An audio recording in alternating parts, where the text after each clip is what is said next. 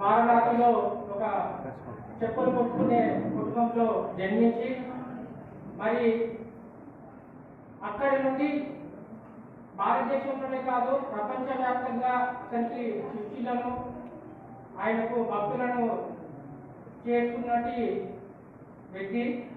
అలాంటి వ్యక్తికి మన భారతదేశంలోనే గుర్తింపు లేకపోవడం, అది సౌత్లో అస్సలకి రవిదాస్ గారి గురించి తెలియకపోవడం అది చాలా విచారకరం.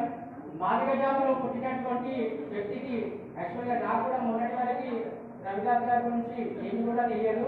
మన జయంతికి ఒక సంఘాలు పిలిచినందువల్ల కొంచెం చదువుకోవడం అక్కడ వినడం వల్ల నాకు రవిదాస్ గారి గురించి తెలియడం జరిగింది. సో మన దేశంలో పుట్టినటువంటి మన హిందూ సమాజం వాళ్ళని ఎప్పుడు కూడా ఎదగనివ్వలేదు. రవిదాస్ గారికి కూడాను అదేవిధంగా మన భారతదేశంలో ఎదగనివ్వలేదని నేను అనుకుంటున్నాను. బయట దేశాల నుంచి వచ్చిన ఆయులను ఇక్కడ పెద్ద పెద్దగా చూపించిన తప్పితే మన కులంలో పుట్టి మన తక్కువ జాతి వాళ్ళని చెప్పేసి మన వాళ్ళని అణచివేయడం జరిగింది. సో ఈ సందర్భంగా నేను ఇక్కడ వీళ్ళందరినీ కూడా సంత రవిదాసు కమిటీ వాళ్ళని వేడుకోవడం ఏంటంటే మన గవర్నమెంట్ కి ఒక అప్పీల్ చేయాలి. మొన్న సేవరాజానికి స్థలం కేటాయించేసి వాటికి ఇల్లు కూడా కట్టిస్తామని చెప్పేసి గవర్నమెంట్ అనౌన్స్మెంట్ చేయడం జరిగింది.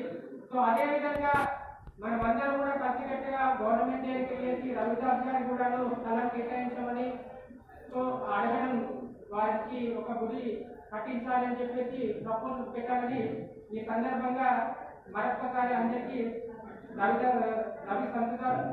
రవిదాస్ గారి జయంతి శుభాకాంక్షలు తెలియజేస్తూ జై హింద్.